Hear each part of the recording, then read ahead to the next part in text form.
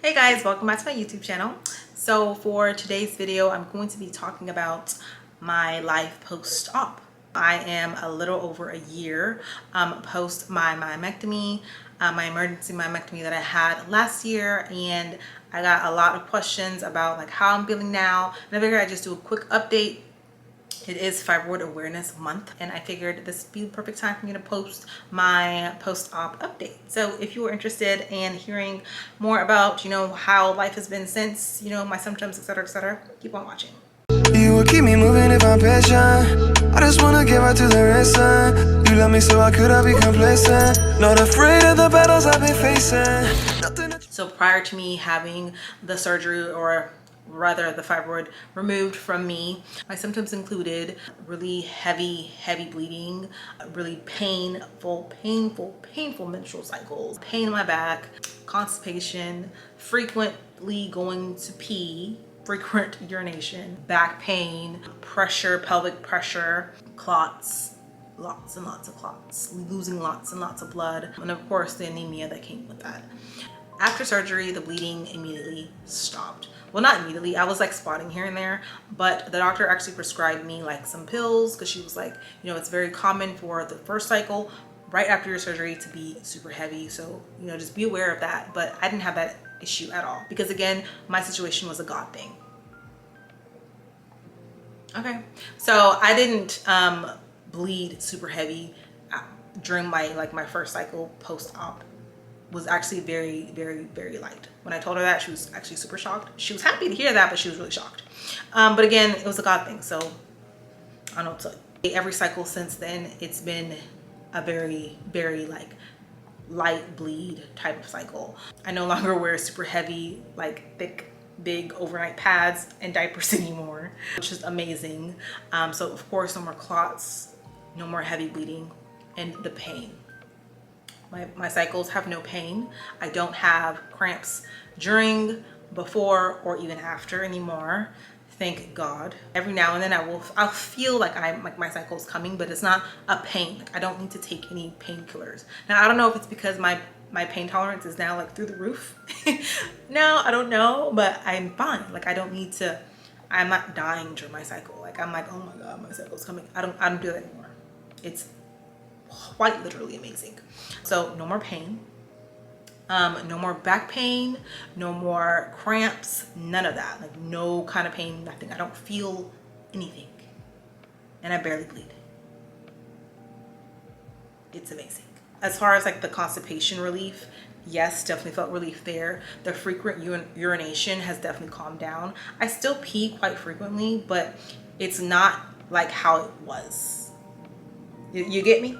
When she did do my MRI, she did show me where my bladder was and how my bladder was like because of my fibroid. Like it was like so like I was like, when I say I was peeing every 2 seconds, like I couldn't drink even this much water. I would pee immediately. So the fact that I'm drinking like 100 ounces of water now and I'm not like peeing like crazy, I say that it's improved, So yes, the frequent peeing has stopped. I'm able to, like for instance, drive from Dallas to Houston.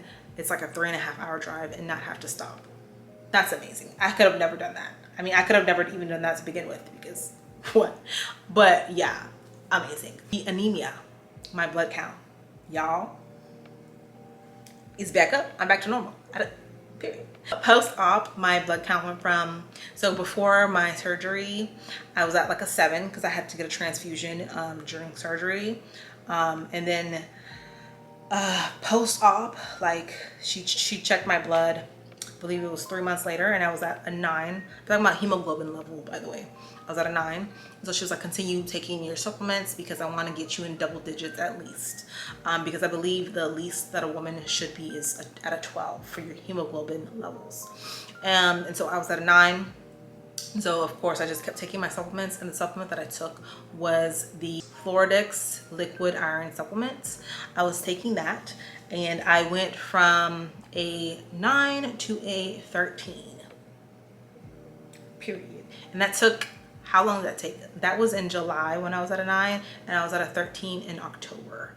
So what is that, August, September, October, 3 months. It took 3 months for me to go from a 9 to a 13, and the least you need to be as a woman to not be considered anemic is 12. So I was at a 13. So what I am at now, it's probably higher now. I mean, I don't know, but I believe 12 to 15 is like the normal range for a woman. That's where you want to be. Honestly, I feel amazing. Like my energy is back. I'm able to work out. I'm able to move. I'm able to get up. I don't feel like foggy, brain fog. I don't feel lethargic. Like I can move my body. I feel like a new person. Like I don't know who I was from 2020 to 2022. Who was she? I don't know. She was tired. She was very tired. Okay. I think that's it for like the symptoms that I feel like have really like improved. Now, what I did notice that did happen was I started experiencing headaches. I guess they're called hormone headaches, and I get them like a few days before my cycle, and it's not every cycle, but most cycles. And what happens is I just get a headache. It's a really bad headache. I think from a scale of 1 to 10, it's at about like a 7, maybe an 8. It could be worse though. I will take my headaches over all the symptoms that I lost any day. Any day, please. I'll take the headache.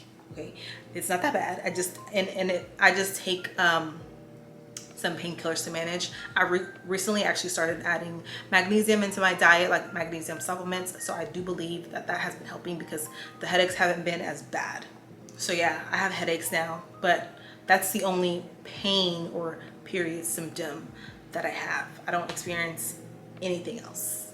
Now, there is one thing that I did want to talk about and I did want to touch on is mental health. After I got my fibroid removed, I was fine.